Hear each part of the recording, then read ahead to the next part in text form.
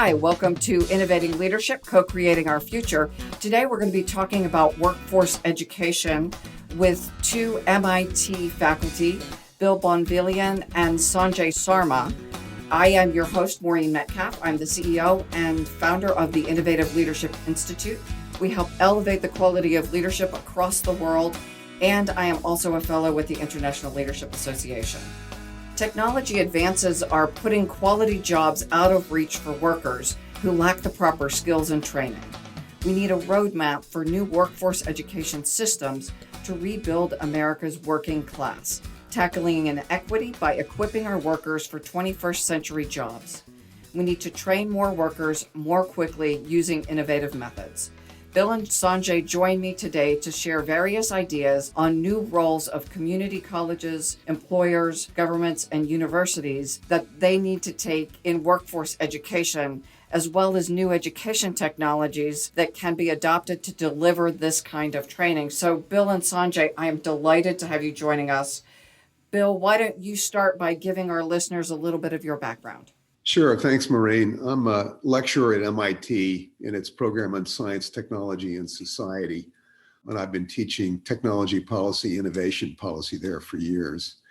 And I'm senior director for special projects, working with Sanjay at MIT's Office for Open Learning, Digital Education. I'm the author of 5 books, including this new book with Sanjay, Workforce Education, A New Roadmap, as you just mentioned. And Sanjay, tell us a little bit about yourself. Thank you, Maureen. My name is Sanjay Sarma, as you said. I'm a professor at MIT. I'm vice president for Open Learning. I head up the Office of Open Learning, which is a large office that does a lot of work in open education resources, open courseware, MITx. I sit on the board of edX. I'm also a technologist. I work on manufacturing, Internet of Things, sensors, and I'm the author of several books, 2 on education, including the book we're talking about today on workforce education. In the intro, we talked a little bit about how important this is. I'm sure you have a lot of statistics about why this is so important and why you chose to, of all the books you could write, why you chose to write this one right now. Maureen, I can start off on this question. You know, we're seeing a deep problem in the US with growing economic inequality, not the historic kind of economic convergence that we've had in the United States. It's been a festering problem now for about 15 years. There's a colleague of ours at MIT, an economist named David Otter, and he portrays this situation as kind of a barbell. So what's going on in the US is that we've got this barbell on one bell is the upper middle class, and that's thriving and that's doing better than ever. And then the bar, that's the middle class, historically the great strength of the country. We've been thinning that out. And then there's another bell on the other end, which is kind of a growing lower end services sector. And this is a dilemma for the US that's historically relied on a strong middle class. If we're thinning it out, that has all kinds of implications for our politics, for our societal relations, for our attitudes towards each other. And at the core issue here is the ability to educate our workforce to get to a growing number of jobs in kind of higher skill areas. IT in particular, we're all familiar with, but there are new technologies that are entering the workplace in many different fields, including IT, and we're not filling the job opportunities that are available. So we've got an opportunity to really tackle this barbell problem, but we don't have the workforce education system in place to get us there. So that's what drove us to do this book. They're quality jobs, and by that I mean, full-time, well-paying jobs that offer careers with continuing advance opportunities that can lead to strong societal well-being, real entry into the middle class. But we aren't really educating adequately to create those kinds of opportunities. I think that's very well said, Bill. I think that the whole problem we have today is that the half-life of technology is shortening. And so you're sort of on a treadmill going backwards. And if you're running on the treadmill, you're going to fall off the other end. A certain segment of society just isn't on that treadmill. We need to get them on. And we're seeing this, and we'll talk more about this in the conversation, but World Economic Forum and McKinsey and Korn Ferry and other research data organizations are saying this problem is accelerating at a rate higher than we expected pre-COVID. Let me say a word about that, Maureen. There's not an emergency here, right? So, in other words, yes, technologies are entering the workforce and they're entering at an increasing scale, but it is a gradual process. So it's not as if the robots are going to take our jobs tomorrow, right? Instead, we're finding that, yes, robots will eliminate some jobs, but they will also create a lot of jobs where you have to manage robots and the rest of the job. And then they'll create some jobs just creating the robots. So it's a more complex story here than just the robots eating up work. There's going to be a lot of work here. It's just going to be somewhat different kinds of work that are kind of gradually entering into the workplace. Which is what leads us perfectly into the education piece. Right. That the story isn't all the jobs are going away, it's that they're different. So let's jump into the first question then. The workforce problems you address in workforce education are twofold. It's not just how to prepare workers for jobs in the new labor market, but an emphasis on preparing them for quality jobs. So how is this specification different, and how do we define quality jobs for the future workforce? Quality jobs are going to be jobs that are well-paying, that are full-time. In other words, too many people in the US are now kind of stacking different services jobs together to try and create one decent job. They're often not year-round. We want full-time, well-paying job opportunities that offer true careers, with opportunities that if you increase your skills, you can reach advancements. And there are jobs and growing numbers of jobs that require somewhat higher skills that are evolving out there that can be filled. That's what we want to move for. And we've got a workforce education system that just isn't quite getting us there. Sanjay? We talk about technologies becoming obsolete. We've got to start thinking about people's skills becoming obsolete and progression within a company. And there's in this economy a change in demographics, job types, the gig economy, et cetera. And also it all plays into this. Great. So then let's move into, when discussing the cost benefit of education, the issue of education divide invariably comes up.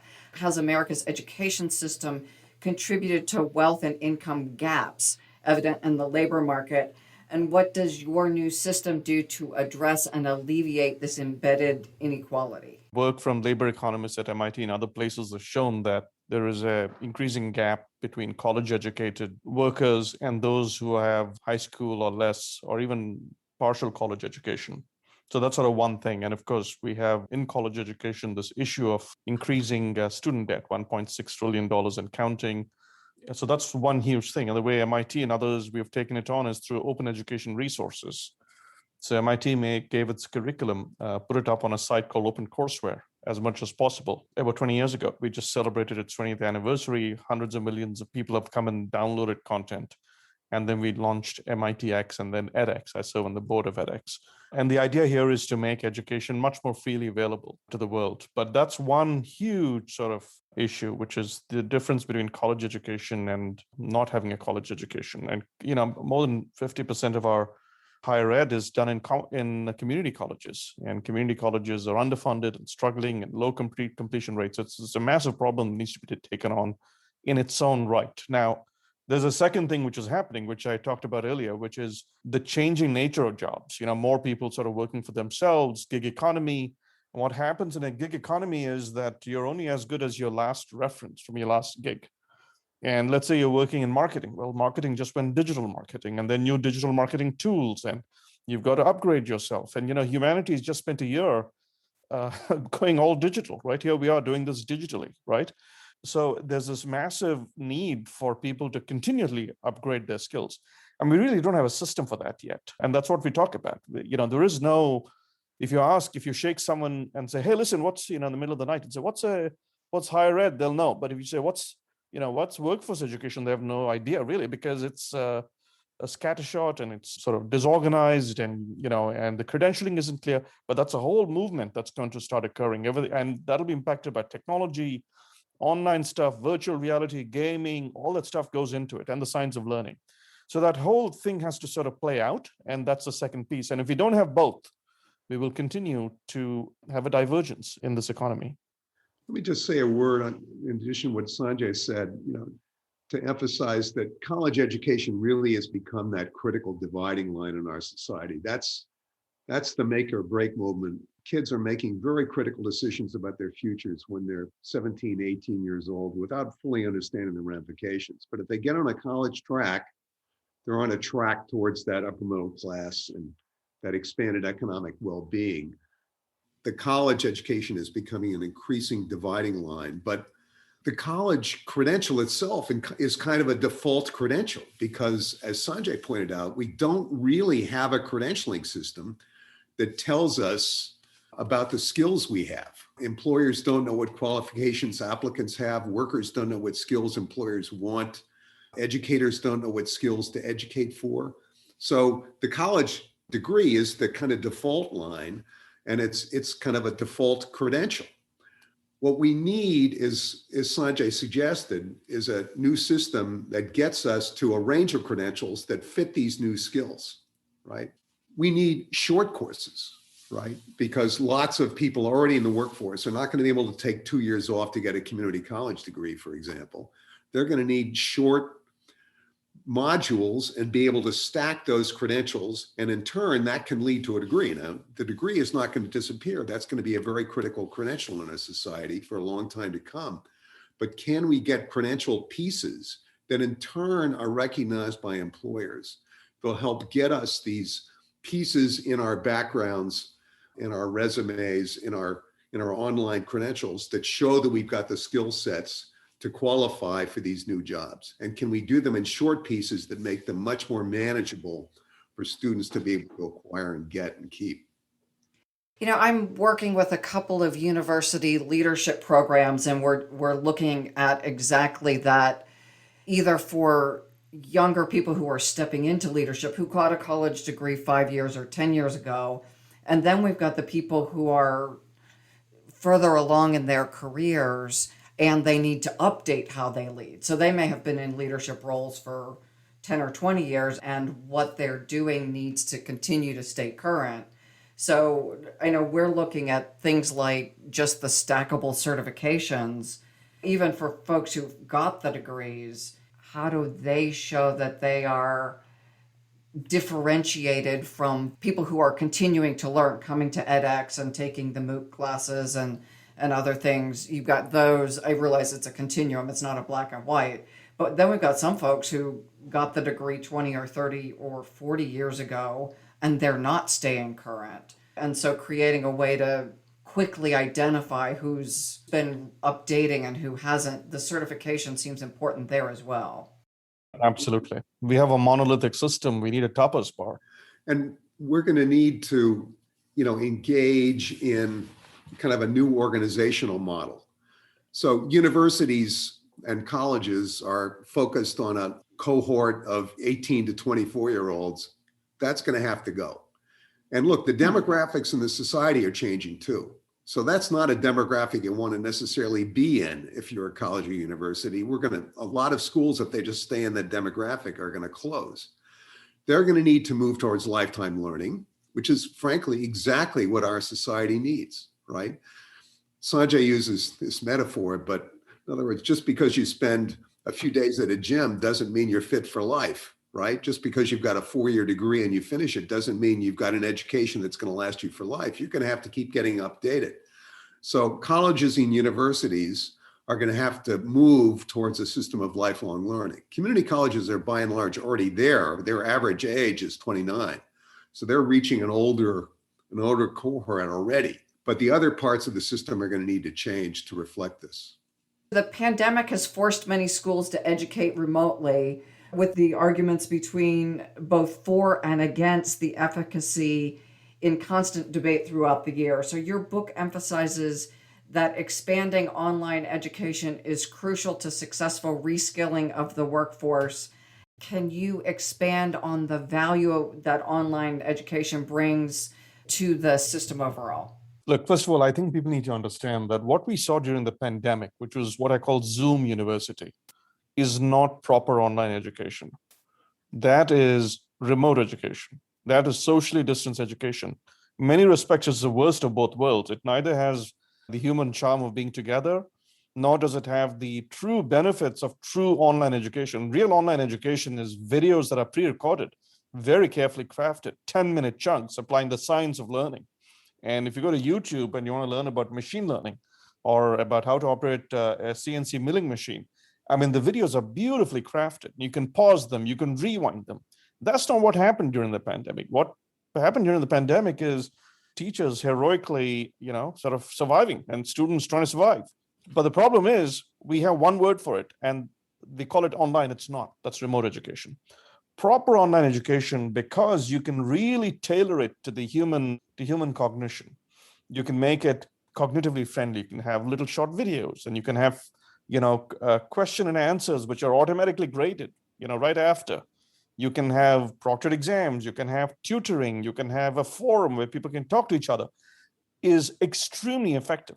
And in fact, what is even more effective than that, which is what I hope will happen when we all return from the pandemic someday, soon, hopefully, is blended learning. And the idea is that you learn the stuff that you can do online, but when you're in the classroom, you focus on the things that one can only do in the classroom. So when nature grants back to us the privilege of being together, let's make it count. Coaching, curiosity, hands-on stuff. All the stuff you couldn't do online is what the classroom should be saved for.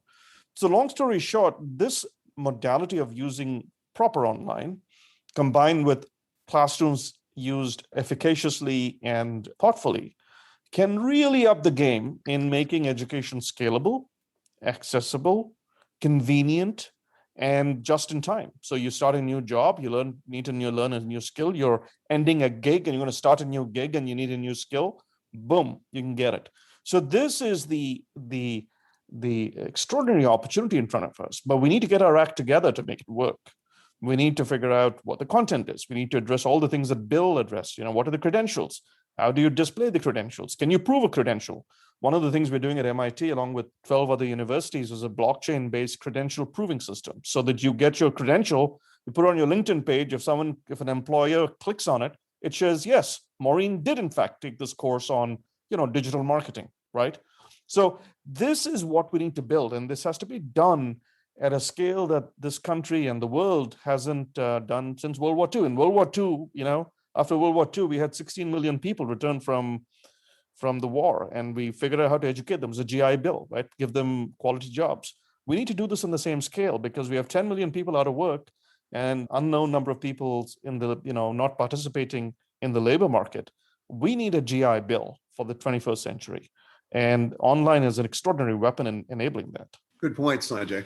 And I want to jump in on that. I started teaching online through a university and actually an MBA program. I taught in their first cohort, and that was 25 years ago. And it was designed with professional course developers, and it a little less robust back then than things are now.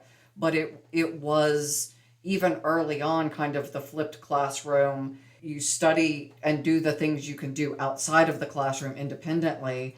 And we were able to serve deployed military people and folks who wouldn't have had access to education in another way. So now one of the questions is, how do you make that financially accessible? Because how it was built back then was not less expensive. It was just more available online. Well, at MIT, we created something called the MicroMasters. What we did was we took the first half of a master's. We turned all the course into massive open online courses, MOOCs. We did something called an inverted admissions process. So any student anywhere can take these courses without admissions. And if they finish, and these are very difficult MIT level courses with an exam, et cetera, proctored. If you finish, you get a new certificate called an MicroMasters, which is, $1,000 compared to, tuition at a college like MIT, at a school like MIT. And then if you finish and you do really well, you can apply to MIT, get admitted. And if you get admitted, you can finish in your regular master's in half the time. So there are all sorts of models for fundamentally changing the economics of online education. It cannot be, a school like MIT doing it on its own. Society needs to take this on like the GI Bill. We deserve, I think the citizens and our society deserves some way in this information economy to be able to transition from one information space to another or one skill to another. This is sort of the call of the times, in my view. To me, it is both a societal problem. How do we navigate people who are unemployed or underemployed, and running businesses? How do we as business owners and business leaders recruit the right talent to get the work done? As a community, how do we help people flourish? And as businesses, how do we thrive and also have employed people who can buy our products and use our services? A great advantage of online is that it can scale very fast, right? To scale face-to-face education, you have to start building classrooms and hiring teachers for every 25 students, right? Online, it costs more, obviously, to do the upfront course, the upfront online course, and to build in the kind of features that Sanjay was talking about, to really reflect the best in learning science, right? To build in the assessments. That takes more time and energy up front.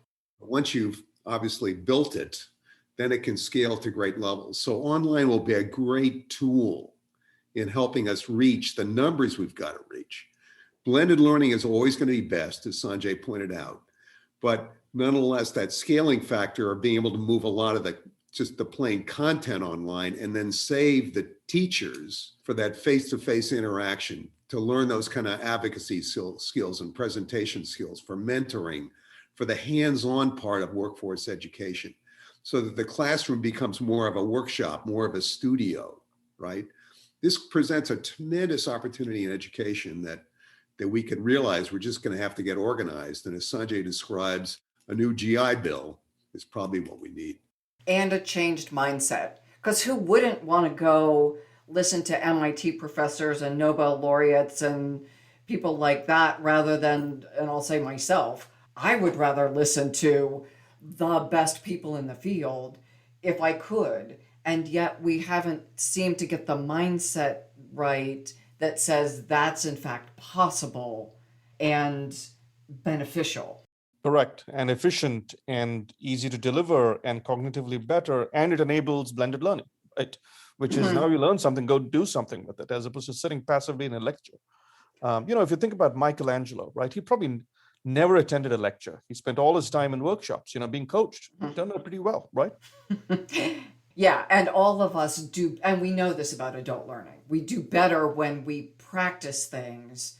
I use the example like you do of the gym. My partner, Mike, last year wanted to learn karate, had always wanted to do it since he was a kid, finally started taking karate classes. He is much better at karate because he goes to classes, not because he goes and watches Chuck Norris in a movie theater. This is true for all of us. Today we are talking about workforce education with Bill Bonvillian and Sanjay Sarma.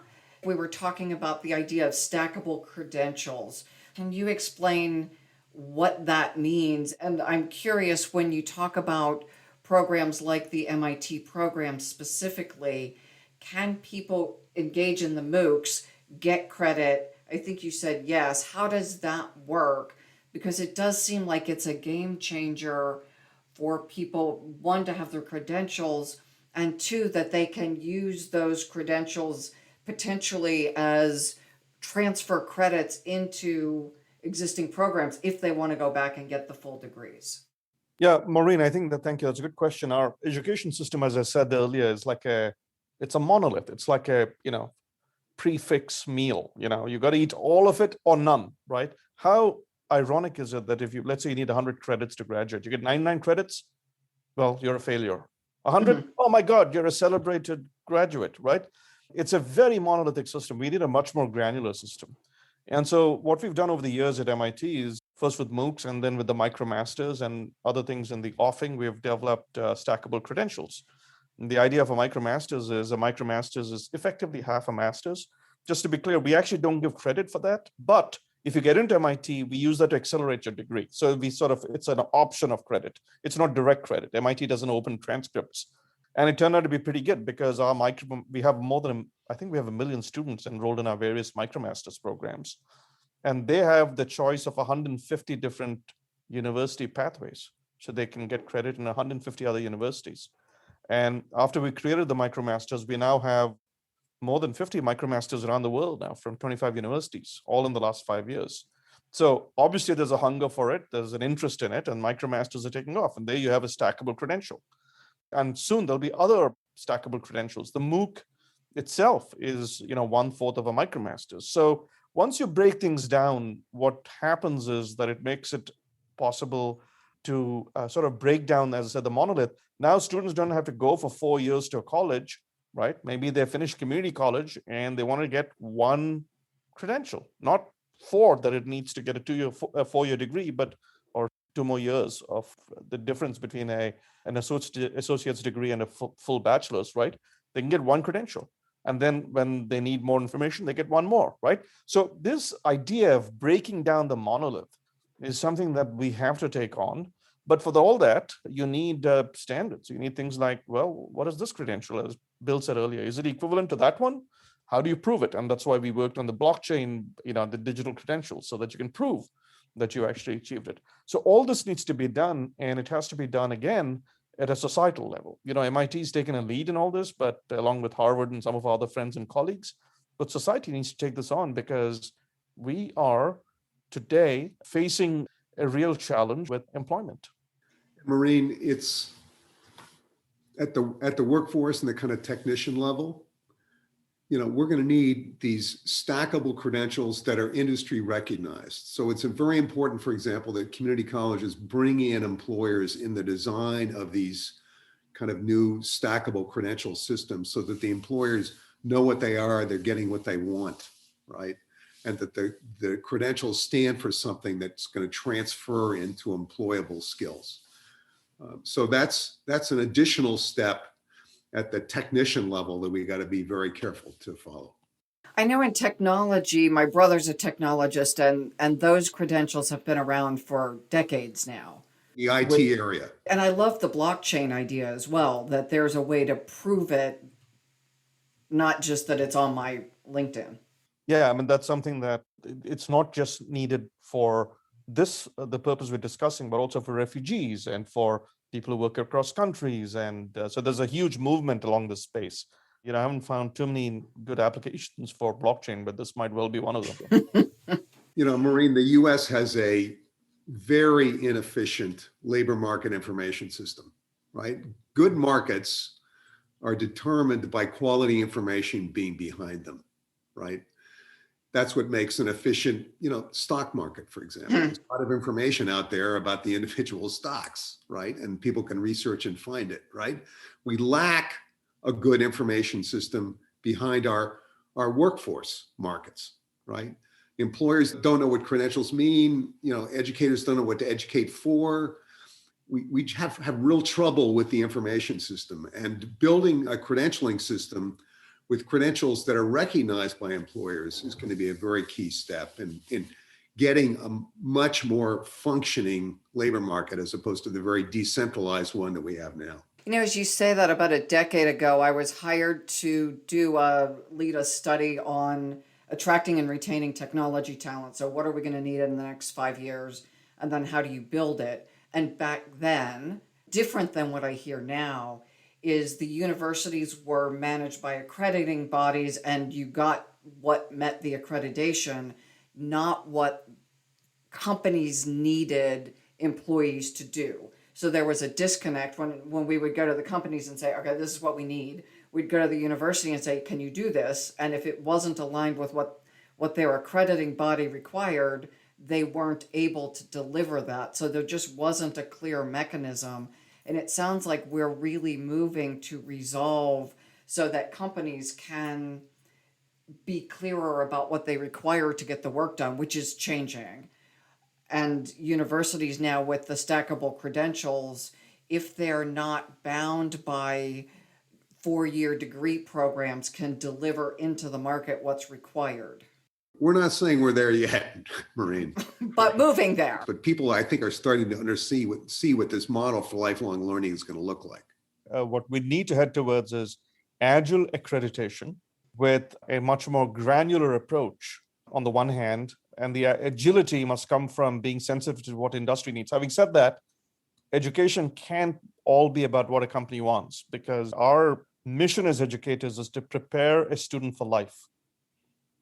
And a company wants the student to be an employee in their first job, right? So there's a trade-off, but certainly we can meet in the middle. And I do understand the balance between having a liberal arts and economics degree that prepared me to think, not just to get my first job. And I'm very grateful that I have been able to think well beyond, 22. But it's not as if universities have to do one or the other, Maureen, right? In other words, universities can walk and chew gum at the same time, right?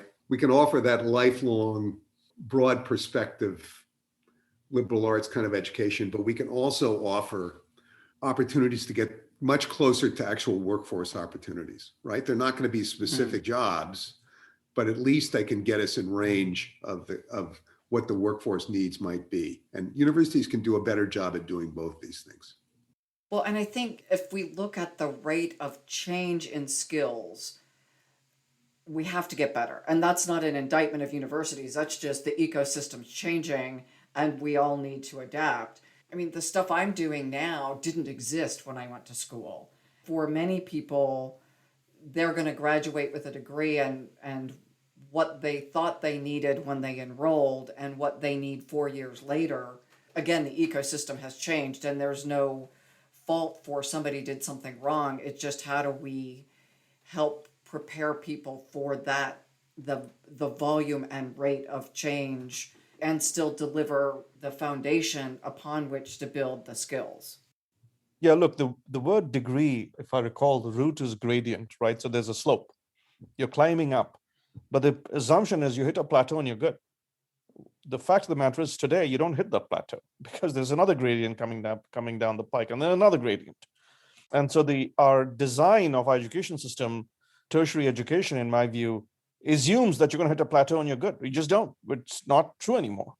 So I sort of joke and call it quaternary education. It's continuous, right? We need quaternary education, which is the little boost to help you jump up to the next plateau and the next plateau and the next plateau for the rest of your life.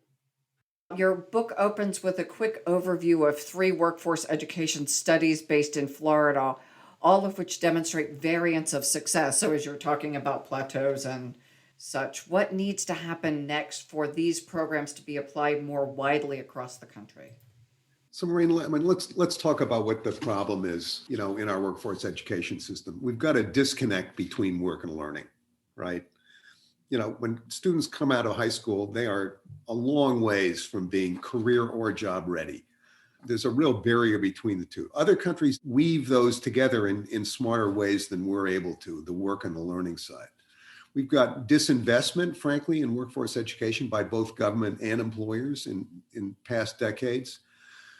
Our labor department programs don't reach higher technical skills or incumbent workers, whereas we've got education department programs that are focused on educating for college, not for workforce needs. And in turn, these programs at the labor department, the education department, they're not linked together. We had a vocational education system, but that was largely dismantled.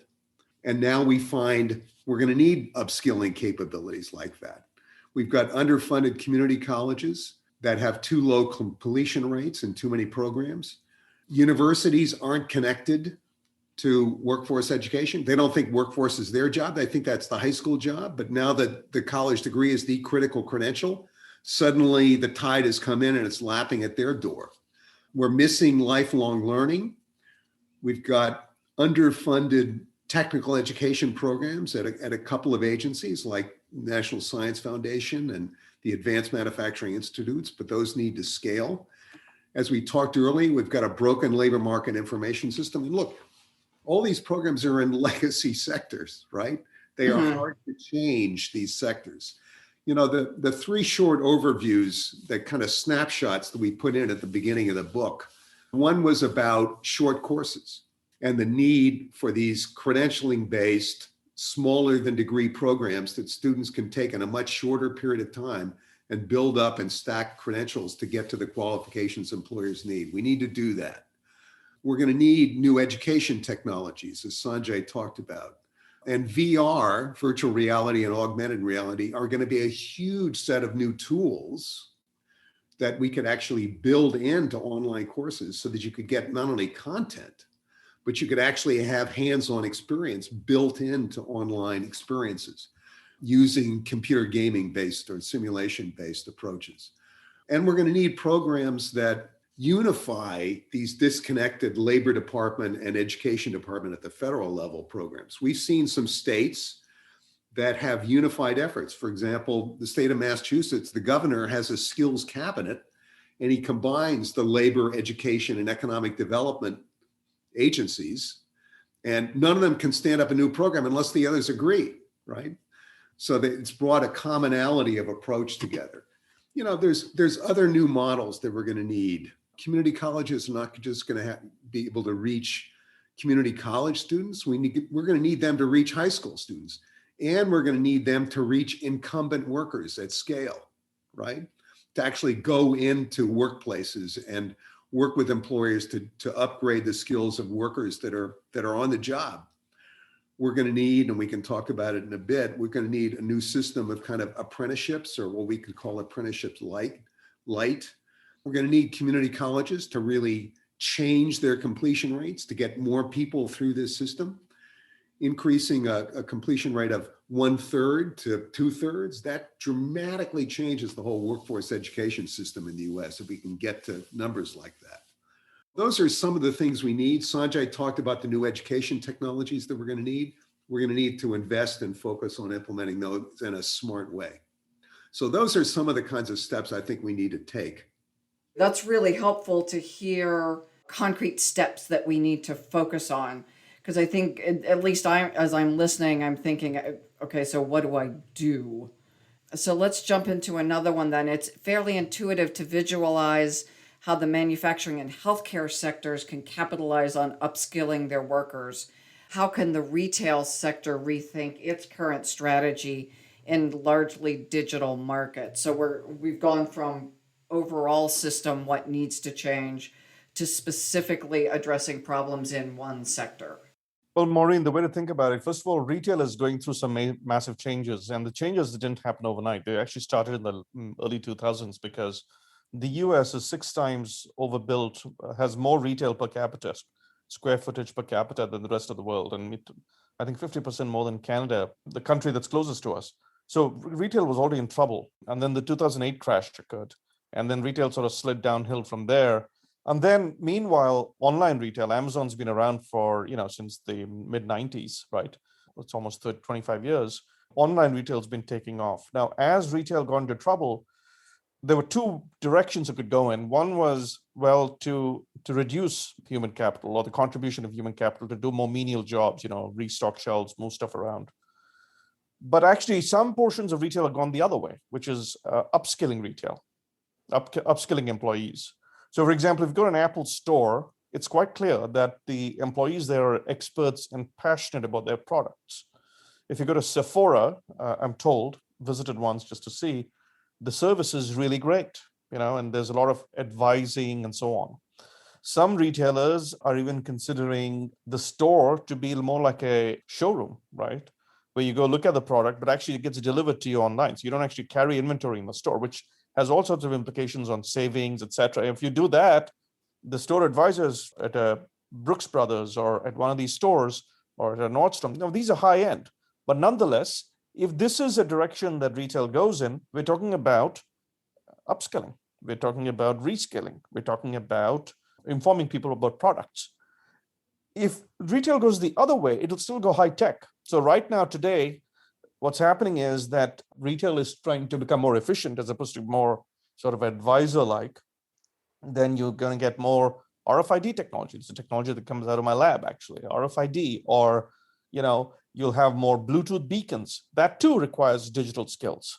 And if it goes online, or what is called omni-channel, which is, order at home, pick up in store, order at the store, pick up, deliver at home, all these combinations, warehousing becomes important. And warehouse operations require a familiarity with warehouse systems, autonomous forklifts, autonomous robots, which is actually happening a lot there.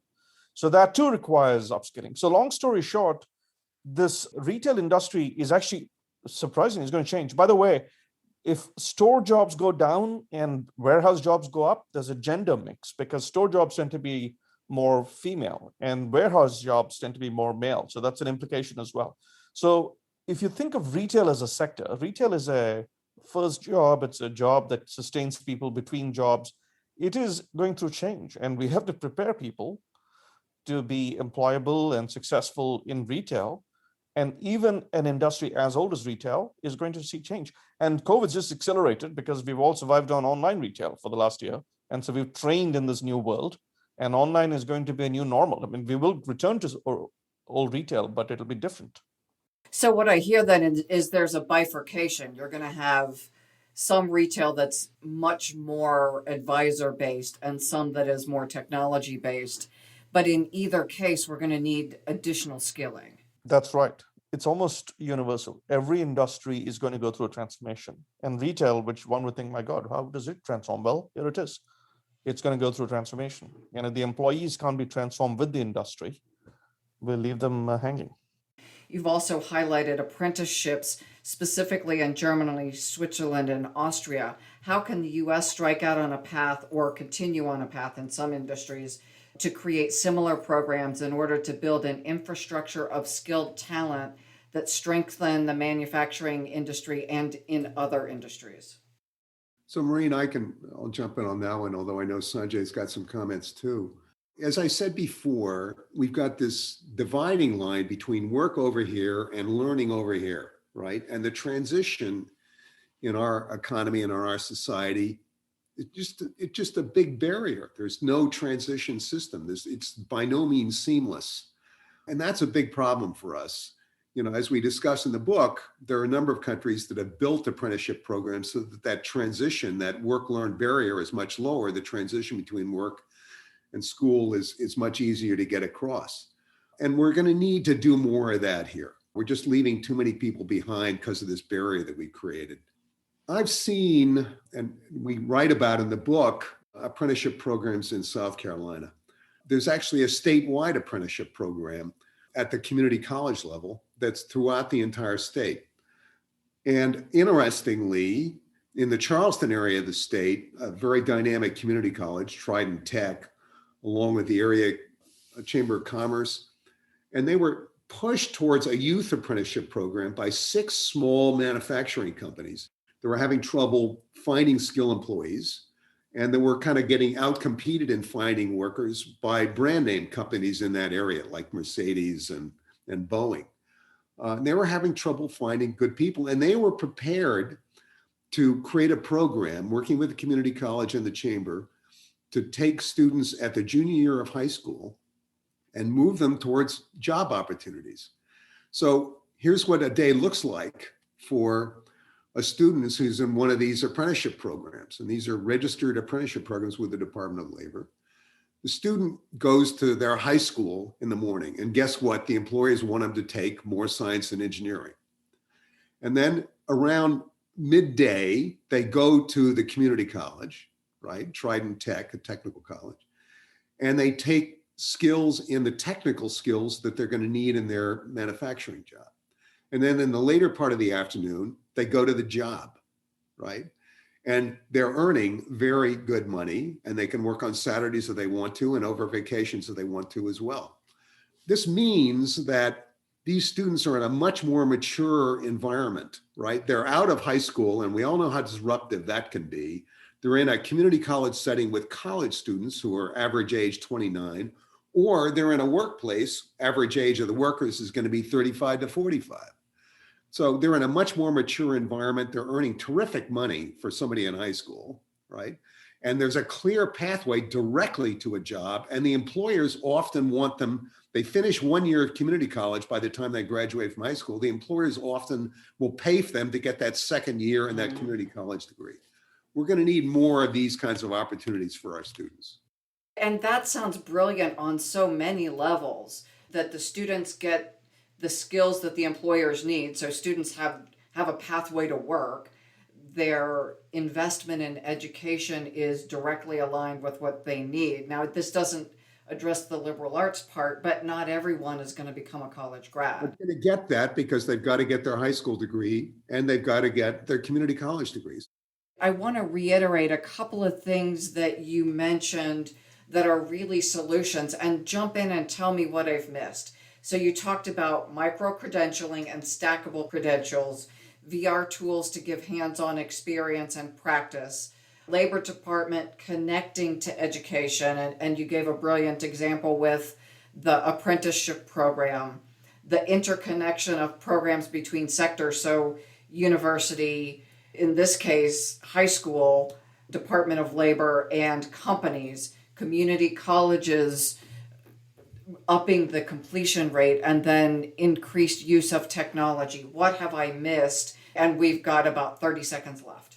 Maureen, you've got the menu. Okay. So for our listeners, there's definitely a call to action that, one, it's required, that the book Workforce Education lays out the case for why it's needed, and a significant part of the path forward, understanding that this is another example of we're building it as we go. Where would listeners find you? The best way to find me, Maureen, is just on the MIT website, Sanjay Sarma. I'm not a social media maven by any means. SARMA is the spelling. That's correct. And you can do the same for me, Maureen, and you can find my website as well under my last name. And that's spelled Bonvillian, so Bill Bonvillian. Thank you for joining us. We've got a lot of work ahead, and it is required. Our businesses need it, our communities need it, and our citizens need meaningful work.